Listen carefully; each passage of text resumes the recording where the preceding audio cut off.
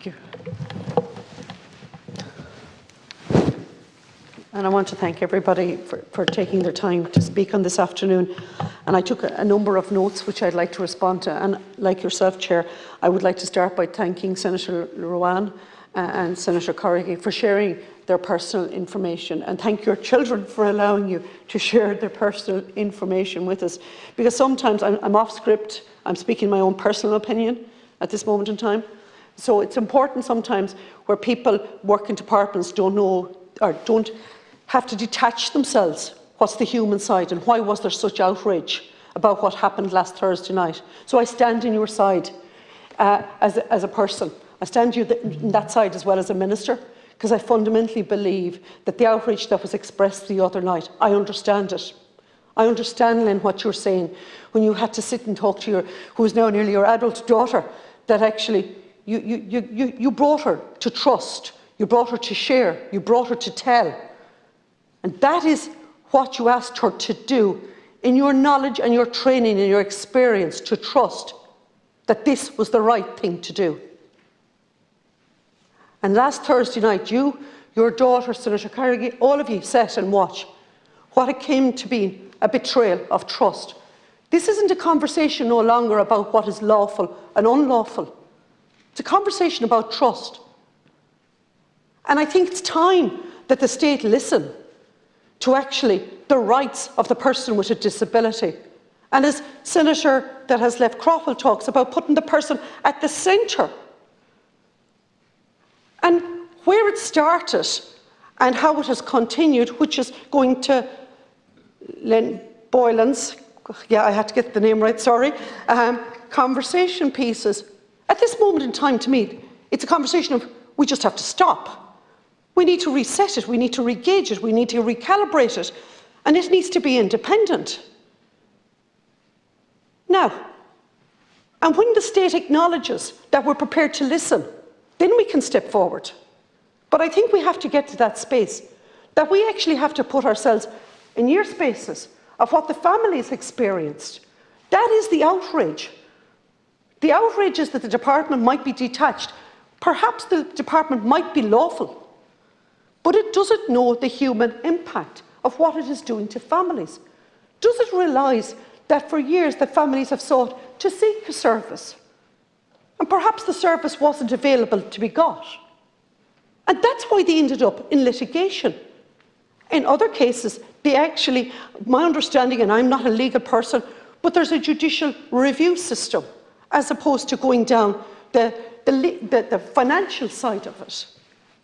Like, I never knew that till last Saturday, because I had to find out and to understand. So there's a lot of wonder out there. Am I part of that? Am I in the dormant sphere of it? Where does GDPR come into? These are all really relevant questions. And I don't doubt that the department was doing their best lawfully, but perhaps there is the element of trust. That is the core value of that. That is what the Children's Ombudsman speaks about. That's what Conor O'Mahony speaks about. That's what you want me to speak about. That's what I've spoke about for the last 4 years. And just because I come a government minister doesn't mean I throw all that in the boot of the car and forget about those values, because those are very important values. So I'm delighted that the Taoiseach has put an advisory committee in place. I am delighted that the Secretary-General is looking to publish it and seeking that legal advice. I don't know the time frame, Senator Conway, as to when it will be or won't be, but I do know that the department have worked really hard all weekend. They've worked really, really hard to actually answer the questions: how many is within that dormant, how many is currently active, how are they going to communicate? That is what they are working on as we speak this moment in time. Because the most important thing is we need to re-establish that trust. We need to have that answers. And if we don't, we need to formulate how we can actually recalibrate going forward. So, as I say, and as for your bill, Senator Corrigan, of course I'd be delighted to sit down and talk to you. And of course I would be delighted that all officials would sit down and have that conversation. And I would say to you, when we talk about children and autism, let's involve others. Have more people to the table. Bring people to the table on that conversation. There's good people with lived experience, and I think have us all involved. because that's when we can actually make it a more collective, more sense of purpose when you have the voices there.